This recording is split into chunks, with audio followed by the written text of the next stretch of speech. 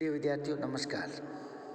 सम्राट पृथ्वीराज चौहान राजकीय महाविद्यालय भीम और सेठ रंगलाल कोठारी राजकीय स्नातकोत्तर महाविद्यालय राजसमंद से आज हम के शुरू की जो कि बीएससी प्रथम वर्ष में प्रथम पेपर है, उसके अंतर्गत केचुए में प्रचलन और पाचन तंत्र का अध्ययन करेंगे। Locomotory organelles and locomotion in earthworm and digestive system of earthworm आज का हमारा अध्याय है। सबसे पहले हम बात करते हैं केचुए में प्रचलन की। जैसा कि हम जानते हैं, केचुआ एनलिडा संघ की ओलिगोकीटा क्लास के अंतर्गत आता है। ओलिगोकीटा से अभिप्राय यही है, ओलिगो का मतलब फ्यू है और चीटा का मतलब सीटी है। चीटियों के माध्यम से या सीटी के माध्यम से गमन करने वाले जंतु ओलिगोकीट्स के अंतर्गत आते हैं। फेरेटिमा पोस्थुमा भी सीटी के माध्यम से गमन करता है। केचुए की जो शरीर भित्ति है उसमें पेशी विन्यास और सूक्ष्म सहायक दोनों मिलकर के इसके गमन प्रचलन में सहायक अंग के रूप में कार्य करते हैं। ग्रे और लिस्पेन ने 1938 में अध्ययन के अनुसार उन्हें बताया कि केचुए में अग्रसारण की क्रिया जो होती है, उस अग्रसारण की क्रिया में केचुए का शरीर चिपकता और सिकुड़ता है। इसके शरीर में दो प्रकार की पेशियां पाई जाती है, वृत्ताकार पेशी और अनुदैर्घ्य पेशी। वृत्ताकार पेशी के संकुचन से लहरें सीधे अगले सिरे से प्रारंभ होकर पीछे की ओर गुजरती है। संकुचन की इस लहर के कारण वृत्ताकार पेशी में जब संकुचन होता है तो शरीर पतला और लंबा होता जाता है, और जब यह लहर शरीर के आधे भाग को पार कर जाती है तो अनुदैर्घ्य पेशी के संकुचन की लहर उत्पन्न होती है। अनुदैर्घ्य पेशी अनुदैर्घ्य रूप से शरीर के अग्र से पिछले सिरे की ओर व्यवस्थित होती है, इसलिए इनमें जब भी संकुचन होता है तो शरीर छोटा और मोटा होता है। इसके पश्चात शरीर को पतला करने की वाली जो लहर है वो चलती है, और ये क्रिया जो है बार बार दोहराई जाती है। वृत्ताकार पेशी में संकुचन, शरीर लंबा और पतला। ये वृत्ताकार पेशी का संकुचन धीरे धीरे लहर पीछे की ओर चलते हुए आधे भाग को जब पार कर जाती है तो अनुदैर्घ्य पेशी में संकुचन होता है, जिससे आगे का शरीर छोटा और मोटा होता जाता है, और उसके पश्चात पुनः वृत्ताकार पेशी में संकुचन होने के कारण यह लहर चलती रहती है। इस प्रकार ये क्रिया बार बार दोहराई जाती है। वृत्ताकार पेशी संकुचन के प्रत्येक तरंग प्रभावित खंडों को आगे बढ़ाते हैं। जो ही वृत्ताकार पेशी पे संकुचन हुआ तो उस तरंग से प्रभावित होने वाले खंड है उनको आगे बढ़ा दिया, और अनुदैर्घ्य पेशी की अवस्था में जो बाहर की ओर निकले हुए सूख होते हैं वो भूमि से चिपके रहने से आगे नहीं लगता। अतः अनुदैर्घ्य पेशी में जब भी संकुचन होता है तो उसके सूख हमेशा बाहर की ओर निकले हुए होते हैं, और वृत्ताकार पेशी में संकुचन होने पर जो सीटी होते हैं वो आकुंचित हो जाते हैं। इस विधि के द्वारा केचुआ 1 मिनट में लगभग 25 सेंटीमीटर तक आगे बढ़ जाता है। जब इन तरंगों की दिशा उलट जाती है तो यह पीछे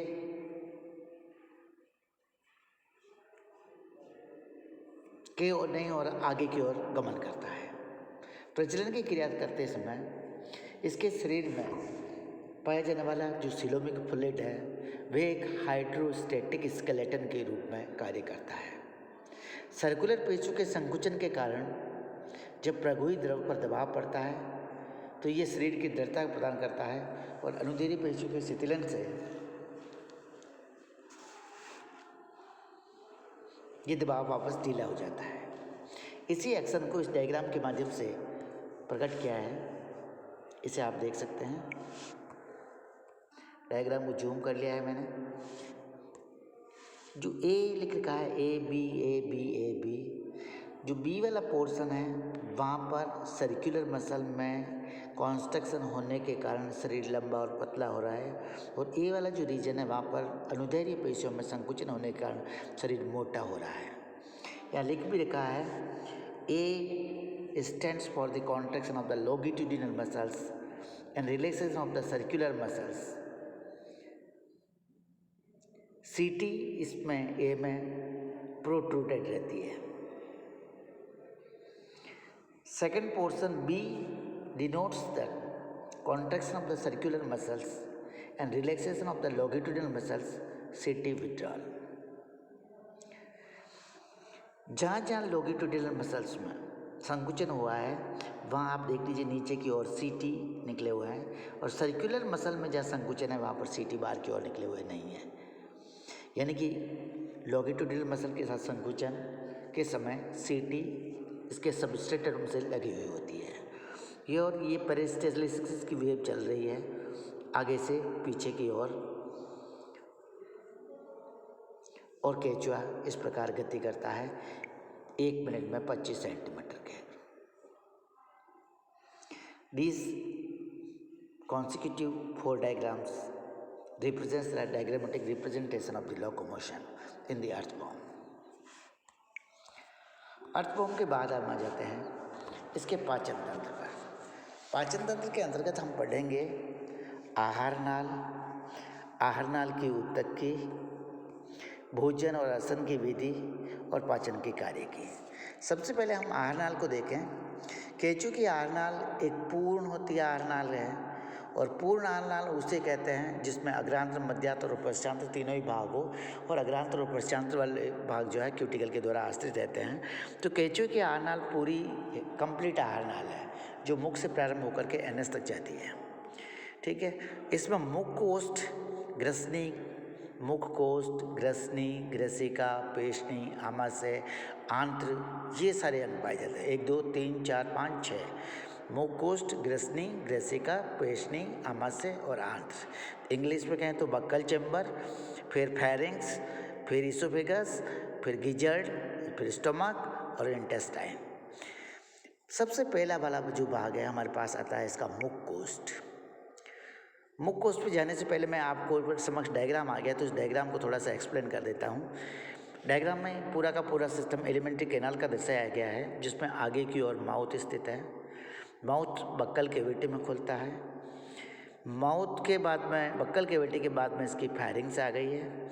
फेरिंग्स इसोफेगस में खुलती है. इसोफेगस गिजर्ड में खुलती है. गिजर्ड स्टोमक में खुलती है, और स्टोमक इंटेस्टाइन में खुलता है.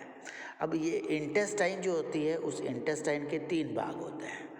एक तो है जिसमें टिप्लोसोल नहीं पाया जाता, उसको कहते हैं pre typhlosolar part of the intestine. फिर 26वें खंड के आसपास इसमें से 1-2 सीके निकलते हैं, इनको कहते हैं इंटेस्टिनल सीके. इंटेस्टिनल सीकों के बाद की जो इंटेस्टाइन होती है उस इंटेस्टाइन में टिप्लोसोल पाया जाता है, इसलिए उसको कहते हैं टिप्लोसोलर पार्ट ऑफ द इंटेस्टाइन. ये सेकंड पार्ट है, टिप्लोसोलर पार्ट ऑफ द इंटेस्टाइन. और उसके बाद जहाँ टिप्लोसोल समाप्त हो जाएगा या आगे रेक्टम में, एनएस में खुलेगी, वो वाला भाग है इंटेस्टाइन की ल्यूमन को यहाँ दर्शा रखा है, जिसमें टिप्लोसोल हमें दिखाई दे रहा है, और लिप ग्लैंड्स जो है इंटेस्टिनल सीके के बिल्कुल बाद में पाई जाती है. तो ये एलिमेंट्री कैनाल के भाग है. प्री टिप्लोसोलर और टिप्लोसोलर ये 2 ही पार्ट इंटेस्टाइन के होंगे सर. तो सबसे पहले हम देख रहे हैं मुख कोष्ठ जो होता है. सबसे आगे वाला खंड जो होता है वो पेरी प्रोस्टोमियम है. प्रोस्टोमियम के नीचे पेरिस्टोमियम का जो अगला सिरा होता है उस पर अर्धचंद्राकार मुख पाया जाता है. ये छोटे से सक्रिय कोष्ठ में खुलता है. जो कोष्ठ होता है वो बक्कल चैम्बर कहलाता है. बक्कल चैम्बर की यदि काउंटिंग को यदि हम देखें तो 3 खंड तक आता है. तो यहाँ जो बक्कल कैविटी लिख रखी है वो बक्कल चैम्बर वाला भाग है. तो 1 2 3 खंड तक माउथ के अंदर वाला बक्कल चैम्बर आ गया है. इसके अंदर जो उपकला का अस्तर होता है उसमें अनुदैर्घ्य वलन होते हैं. ये आगे चल कर के किस में खुलता है? ये भाई फेरिंग्स में खुलता है. फेरिंग्स जो होती है मुख कोष्ठ के पीछे की ओर स्थित होती है. पेशियाँ होती है, 4 खंड तक फैली होती है. मुख कोष्ठ ग्रसनी की तंत्रिका, मुख कोष्ठ और ग्रसनी की जो खांच होती है उसमें नर्व रिंग पाई जाती है, तंत्रिका वलय पाई जाती है. इस ग्रसनी की छत को यदि हम देखें तो ग्रसनी की छत इस प्रकार होती है. ये डायग्राम उल्टा से है. तो ये ग्रसनी की छत है जिसमें एक बड़ा सा चेम्बर पाया जाता है, और इस बड़े सी चेम्बर को कार्य बड़ी पिंड ग्रंथि कहलाती है. और बड़ी पिंड ग्रंथि जो होती है, ग्रंथियों की उपस्थिति के कारण ये पूरा का पूरा मांस ग्रसनी पिंड का निर्माण करता है और ग्रसनी पिंड लार को स्रावित करने का कार्य करता है। इसके अलावा इसमें 2 वलन और पाए जाते हैं इस तरह से। ये जो 2 वलन हैं 2 सेल्फ कहलाते हैं। सेल्फों की उपस्थिति के कारण ग्रसनी की जो पार्श्व भित्ति होती है उससे 2 सेल्फ निकले होते हैं। ये 2 सक्रिय सेल्फ होते हैं, क्षैतिज सेल्फ होते हैं और ये जो है ग्रसनी गुहिका को 2 भागों में विभक्त कर देते हैं। एक तो ये ऊपर वाला भाग पृष्ठ भाग और ये दूसरा नीचे वाला भाग वेंट्रल भाग, डोर्सल और वेंट्रल 2 भागों में ग्रसनी की अवकाशिका को ये विभाजित कर देते हैं। जो पृष्ठ कोश होता है उसमें तो इस पिंड के बकल जो मांस है उसके द्वारा लार का स्त्रावण होता है। इस पिंड में सैलैव आता है, जबकि इसका नीचे वाला जो भाग होता है उसमें भोजन आगे की ओर बढ़ता है, इसलिए इसको कंडक्टिंग चेंबर कहते हैं।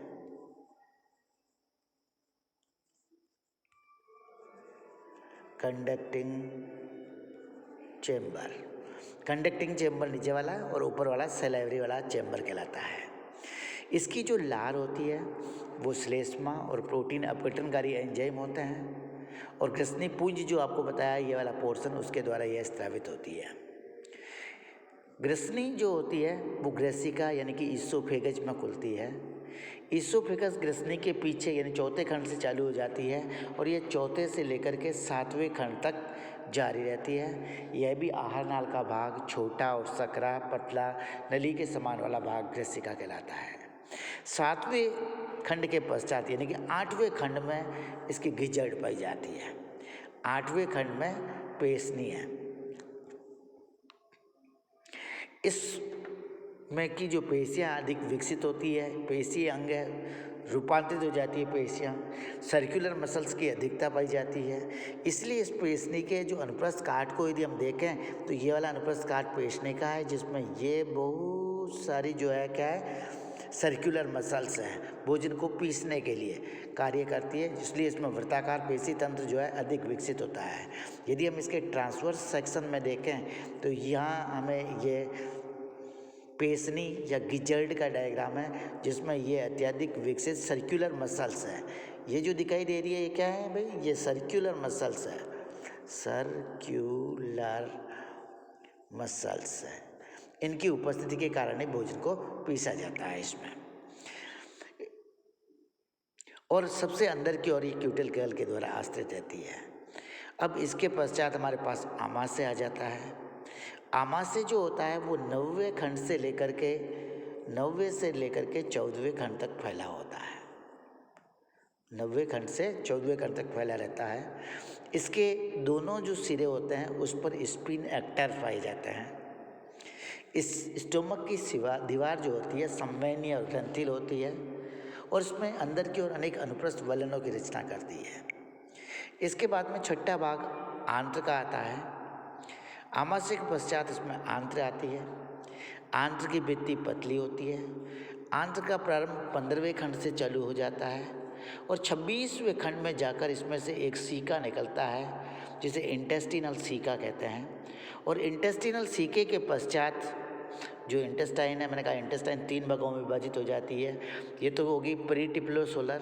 26वें खंड के बाद में यानी कि ये 15वें से चालू हुई, 15 से चालू हुई, 26 में आ गई और 26 से इसमें चालू हो गया टिप्लोसोल, तो वो टिप्लोसोलर। और जब टिप्लोसोलर समाप्त होगा उसके बाद वो हो जाएगी पोस्ट टिप्लोसोलर। तो ये 3 रीजन इसके अंतर्गत आंत्र में आते हैं। सबसे पहले पूर्व टिप्लोसोलर की बात करें तो हमने कहा 15वें से 26वें खंड के बीच में भित्ति होती है। इसकी भित्ति में माइक्रोविलाइज पाए जाते हैं, अत्यधिक संवहनीय क्षेत्र होते हैं। 26वें खंड में इसमें इंटेस्टिनल सीका निकलते हैं। 26वें खंड से जो इंटेस्टिनल सीका निकला होता है वो आगे से 22वें और 23वें खंड तक आ जाता है। इस प्रकार जो निकला है ये इसका ओरिजिन तो यहाँ 26 पे है और ये आगे बढ़ेगा तो ये 22वें या 23वें खंड की जो भित्ति है वहाँ तक पहुँच जाता है। ये दोनों भी अत्यंत संवहनीय होते हैं और इसमें माइक्रोविलाइज पाए जाते हैं। फिर आता है हमारे पास टिप्लोसोलर रीजन। 27वें खंड से लेके प्रारंभ होता है। 27वें खंड से प्रारंभ होकर पीछे जो ये अर्थवर्म है और ये इसका पीछे वाला पोर्शन यानी कि ये एनस कहलाता है, ये एनस है। तो एनस से लेकर के आगे के जितने 25 सेगमेंट हैं, 25 खंड, इन 25 खंडों में टिप्लोसोल नहीं पाया जाता है। तो ये जो है पीछे के 25 खंड जो होते हैं वो पोस्ट टिप्लोसोलर है। और कहाँ से? 26वें खंड से लेकर यानी कि 27वें से प्रारंभ होकर 26 के बाद यानी 27वें से प्रारंभ होकर जो लास्ट के 25 या 30 सेगमेंट है उसमें टिप्लोसोल पाया जाता है, टिप्लोसोल पाया जाता है। और इस टिप्लोसोल की उपस्थिति के कारण आंत्र की जो अवशोषण सतह है वो बढ़ जाती है। तो टिप्लोसोलर क्षेत्र आपको बता दिया, ये 27वें खंड से प्रारंभ होता है और गुदा से जो पहले के 23 से 25 खंड हैं उन तक फैला रहता है। पीछे के 23 से 25 खंडों में नहीं होता है। ये ग्लैंडुलर होता है और जिसे टिप्लोसोल की उपस्थिति इसकी पाया जाना इसकी खास विशेषता है। आंत की जो पृष्ठभित्ति है और मध्यवर्ती अंतभित्ति की भांति होती है और टिप्लोसोल से भोजन अवशोषण तल को यह बढ़ाती है। पोस्ट टिप्लोसोलर, यदि हम टिप्लोसोलर रीजन की आंत्र के टीएस देखें तो ये हमें इस प्रकार से आंत्र के टीएस में टिप्लोसोल दिखाई देता है। पोस्ट टिप्लोसोलर रीजन जो होता है इसको मलाशय भी कहते हैं। 23 से 25 खंड में फैला होता है। इसकी भित्ति में अनुदैर्ध्य बलन पाए जाते हैं और एक गुदा के द्वारा बाहर की ओर खुलता है। अब जो हमने आहारनाल पढ़ी है उस आहारनाल की हिस्टोलॉजी को भी देख लेते हैं। आहारनाल की भित्ति में सबसे बाहर की ओर पेरिटोनियम पाया जाता है, उसके नीचे पेशियाँ होती है, फिर उसके नीचे आंत्र की उपकला होती है और चौथे भाग में क्यूटिकल होती है। 4 भाग होते हैं। तो सबसे बाहर वाला जो भाग होता है इसका वो पेरिटोनियम कहलाता है। सबसे बाहरी स्तर होता है, लंबी और सक्रिय कोशिकाओं का बना होता है, आंत्र और आमाशय में पाया जाता है। इस वाले भाग में पीली कणों युक्त पीली कोशिकाएं या क्लोरोगोजन कोशिकाएं पाई जाती है। क्लोरोगोजन कोशिकाएं भोजन को आरक्षित करने या संचित करने का कार्य करती है। इसी में प्रोटीन का डीअमीनेशन होता है, अमोनिया से यूरिया बनता है और ये उत्सर्जन का कार्य करती है। इस पेरिटोनियम के नीचे वाला भाग पेशियाँ आती है। पेशियों में नीचे की ओर तो अनुदैर्ध्य पेशी तंतुओं का होता है और बाहरी स्तर और तथा भीतर की ओर इसमें वृत्ताकार पेशियाँ पाई जाती है। पहले अनुदैर्ध्य पेशियाँ फिर वृत्ताकार पेशियाँ हैं। ग्रसनी और ग्रेसिका में जो ये स्तर होते हैं वो सुविकसित होते हैं, किंतु आंत्र में ये स्तर कम विकसित होते हैं। पेशनी में सर्कुलर मसल्स भी हमने देखा था अधिक विकसित होती है, इसलिए अनुदैर्ध्य परतों का अभाव होता है या फिर उपस्थित होती है अरेखित और अनैच्छिक होती है। इसके पश्चात आंत की उपकला आ जाती है, ये स्तंभी कोशिका होती है। ग्रसनी में पक्षमांबी, आमाशय में ग्रंथिल, आंत्र में अवशोषक और ग्रंथिल होती है। ग्रेसिका आमाशय और आंत्र में वलनों का यह निर्माण करती है। सबसे अंदर की ओर एक पतली क्यूटिकल पाई जाती है जो ग्रसनी में एक मोटे स्तर की भांति स्थित होती है। अब इस टीएस वाले डायग्राम को समझने के लिए हमें इस डायग्राम को वापस देखना पड़ेगा। ये एक इंटेस्टाइन का डायग्राम ये वाला, यहाँ से हम इस डायग्राम को देखें तो सारी चीज़ें हमें समझ में आ जाएगी। इसमें सबसे पहले बाहर की ओर जो संरचना है वो